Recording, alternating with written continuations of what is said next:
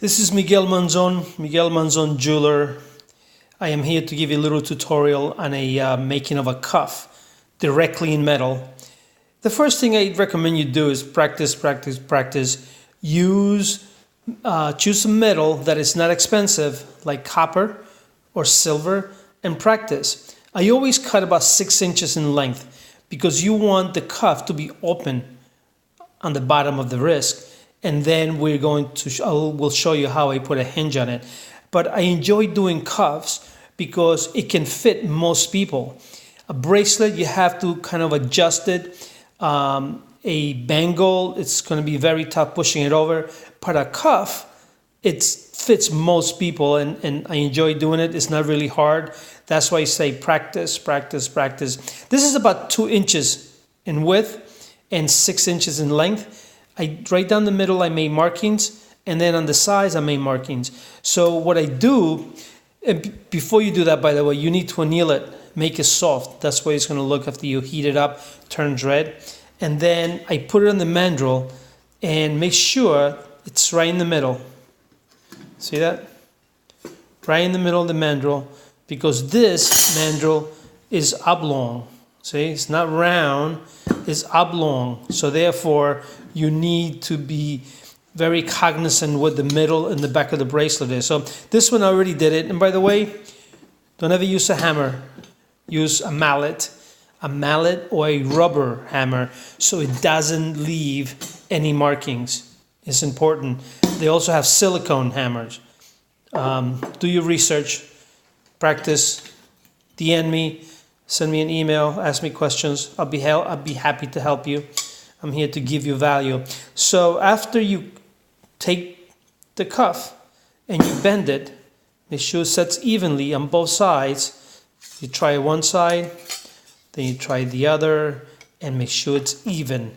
After that, what I do is I take the back of the cuff and I cut off a piece, about 3/4 of the way. You see, that's the way it looks. And I make a straight line and I cut off a piece. And then what I do is I make a channel all across here.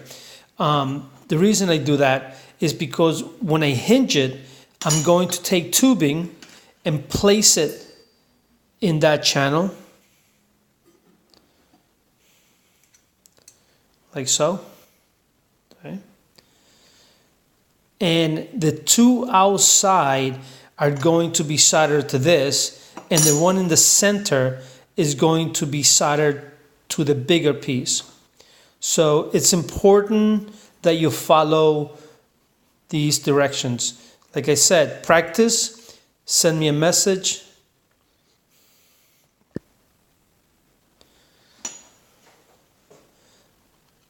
See the channel right there?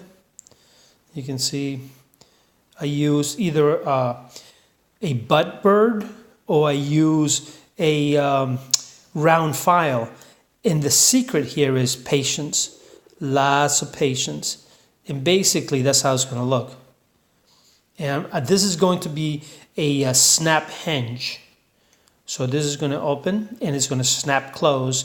I will show you how I do that. It's fairly easy. I recommend you practice. Choose a cheap metal to practice, or if you're confident, go directly in gold, whether it be 14, 18, whatever you're comfortable working on. I recommend to be no thinner than a 0.80 millimeter, which is approximately a 20 gauge. 20 gauge is 0.80. It's under 1 millimeter. It's like almost a little bit over 3/4 of a millimeter thick. So this way it has substance. It's not heavy, but if you're buying in gold, it's going to be expensive. It's going to cost you a couple of $1,000s. If you buy it in silver, it's going to be a couple of $100s. If you buy it in brass, it'll probably, I think you can get it from Rio Grande for probably about $10. You can get a sheet of 12 inches length and 6 inches wide, and you can get 3 cuffs, more than that actually. You can get 6 cuffs out of there and practice. You can sell the brass cuff if they look great. So if you have any questions, send me a message. I'll help you any way I can. It's Miguel Monzon Jeweler at gmail.com, or you can DM me at Instagram at Miguel Monzon Jeweler. I love to help you. I like to give value to all the people I interact with. Good luck.